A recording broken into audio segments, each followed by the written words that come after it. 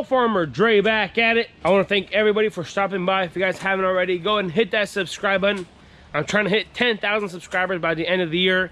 So if you guys want to help out the channel, go ahead and do that. So right now I am standing in our high tunnel where we planted all the strawberries and just kind of grazing over the tunnel here, seeing what's going on. If you guys realize and notice that I haven't been posting many videos this past week, and the reason is I've been helping out Val, my brother, with the installation of high tunnels and greenhouses. I was actually down in Arkansas Monday, Tuesday, and Wednesday doing that for him. So throughout this winter and next spring, I'm gonna go ahead and continue helping him out. And things are really slowing down here on the farm production-wise. I mean, I'll be on the farm here and there getting stuff done, cleaning stuff up, but I'll be focusing more on doing that with him. You know, just trying to generate more cash. You know, trying to get some stuff now that I'm out of college. You know, I'm an adult now and I got bills to pay, so you know how it is. But yeah, that's the idea, and that's what I'm planning on doing. So I'll be taking you guys along. If you guys want me to take you guys along with me at the job sites and whatnot, or just building these 30 by 96s, 30 by 100 something high tunnels. That's what we were doing yesterday, building a movable high tunnel with Val and my other brothers. So just trying to stay busy. But these are the strawberries in here. I mean, these are the Monterey's. These are a very vigorous variety. We already have some flower buds coming on there, as you guys can see here. But we're gonna go ahead and take all these off. So with the day neutral varieties, they're gonna go ahead and, once they develop that crown, they go ahead and send off the flower buds. And the way we are growing them in the high tunnel here, if we wanted to crop them in the fall, we should have planted them in the middle of August. But since we planted them the last week of September, the beginning of October, we don't have that time period anymore to crop them in the fall. So what we're doing now, we want all the energy and all the carbohydrates to go down into the crown and store there. We're treating them sort of like a June-bearing strawberry.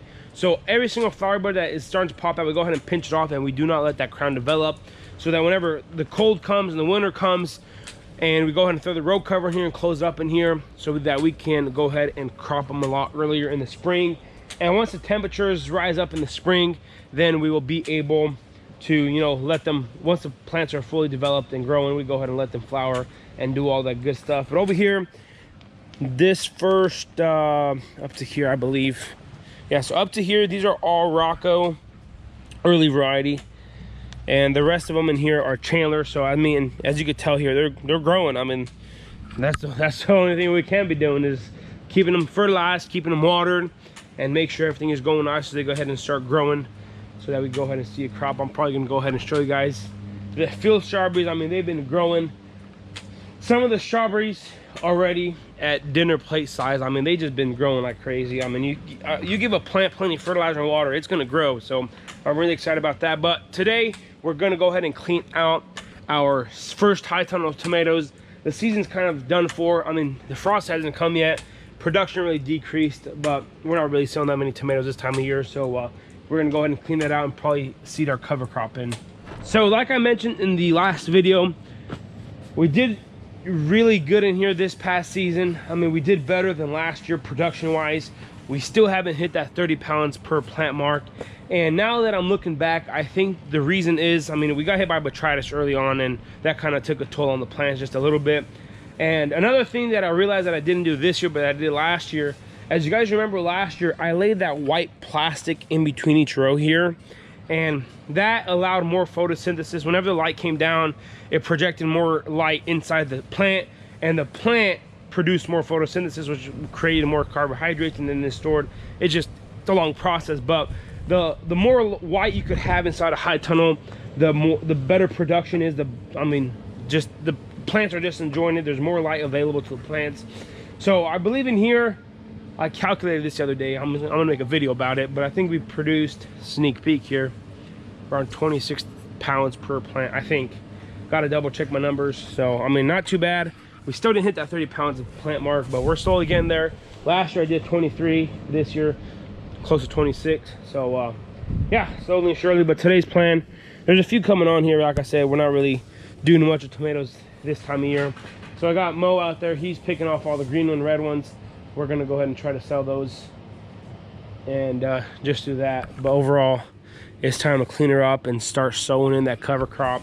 The cover crop I'm planting, I got some daikon radishes I'm gonna plant. I got some hairy vetch and then some annual rye. Just try little different things, see how that turns out. And if it doesn't, you just live and learn. But we want something growing in here all winter long, just to keep that soil biology working and just keep the soil healthy. Okay. So I am surprised at these red deuce. I mean, these plants should have been done a long time ago. These are determinate plants. I mean, they produce heavily for 6 to 8 weeks and then they're done for. But I mean, just the whole plant is dead here. I mean, there's not much here. And then the tips came back and started firing again. So, I mean, he's surprised. Look at the rows. Yeah, they're. I know, but these rows right here, they're still coming on. Yeah, these got a lot more water from the side whenever it rained. So I guess if I would have irrigated these a little better. But so Mo is out here cleaning everything up. We're gonna start pulling stakes and the ropes, the strings off, and then we will start cleaning it up.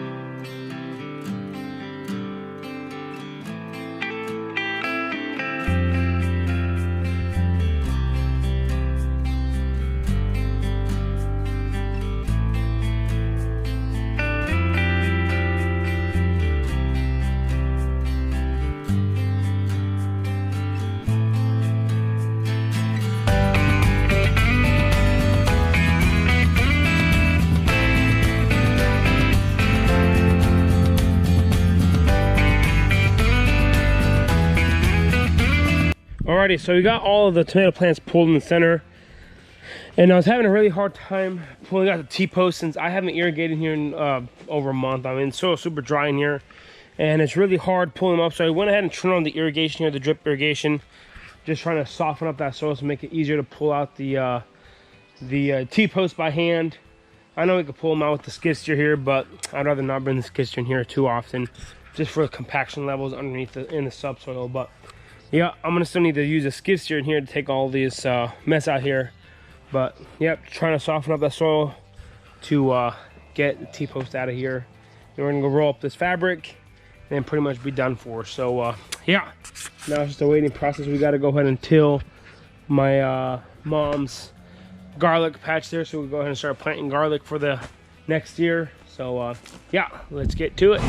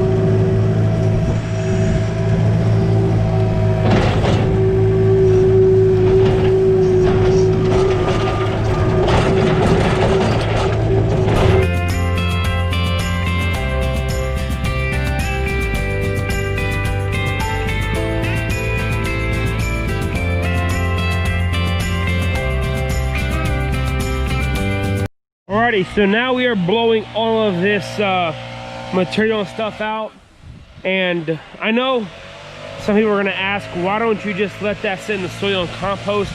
Well, with tomatoes, since we are growing tomatoes in here year after year during the summer and during this growing season, we don't want any resistance to any diseases to be built in here. So I mean, it's going to eventually happen, but it's going to be a lot longer. It's going to take a lot longer to do that. But what we're doing here is we're blowing everything out so that any of the plant material that might have any diseases in it, like I believe last year the reason I had such a hard time with botrytis is because last year all this material I just flipped it over and put it back in the soil, and if any of the material in here had a botrytis, it never got composted correctly, so that whenever I did plant tomatoes in here again, that, you know, that disease kind of came out a little more and was a little more effective. So we're composting everything back in the back where you guys saw where I dumped all the green the green plant material. And then once it's composted, we go ahead and put it back in here. So it's a cycle we gotta follow. But we're gonna go ahead and blow this up. And since we are planting tomatoes again in here next year, we're just gonna go ahead and roll up these the landscaping fabric to the side, and then go ahead and plant our cover crop to be able to have the bare soil available all fall. I mean all the rest of the fall, and then all the spring and winter before we plant our tomatoes in here again. So yeah, there's a lot of dead plant material here, a lot of green tomatoes in here, but slowly, surely, it's gonna get blown away.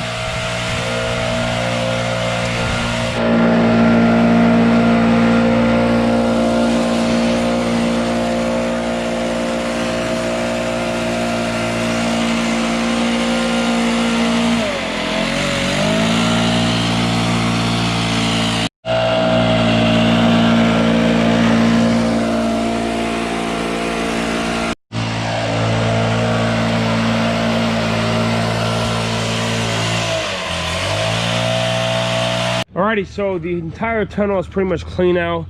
A few green tomatoes that we gotta throw out, but overall it's pretty nice. Tomorrow I'm gonna come through here and I'm just gonna roll up the fabric to the side. I'm only gonna undo the center one here. So whenever we bought this fabric, they only had 12-foot sections. So I bought a roll 12 by 300 and unroll that. I wish I had a 15 because I could just done a strip down the center, but we work with what we got. So this landscaping fabric is good for many years. So that's why we went ahead and made the initial investment to work with it. Like I said, next year I might just do a roll a piece of plastic, white plastic, so they could go ahead and reflect up towards the sun. But yeah, always thinking, trying to get to the future. So thinking in the future, trying to get stuff done. So what we're doing now, we're gonna rolling up the sides. And the only downside to roll up sides or the winching system is that during the growing season, whenever it rains, the water falls into the pockets here. So we have to come through and pressure wash the curtains every year, every summer. Alrighty guys, Dre doesn't know that I'm filming. He's in the background over there. I just wanted to say something real quick. You guys haven't already, guys, smash that subscribe button. Our goal is to hit 10,000 by the end of this year, and we're only 3,000 away. So we need you guys to subscribe. It's free, and make sure to like and comment what you like best in the video. Alrighty, so this is gonna be pretty much it for today. Tomato high tunnel number 1 is clean. So we're gonna go ahead and sow some other cover crop in here. We'll see what we're gonna do. Just trying to keep the soil biology going throughout the winter here. So just trying to keep something growing. So this is gonna be pretty much it for today. If you guys haven't already, go ahead and hit that subscribe button. Go ahead and like this video. Don't forget to hit that notification icon so you guys can be notified whenever I do upload a video. I want to say thanks for watching up to this point. You guys have a good day, and we'll see you next time.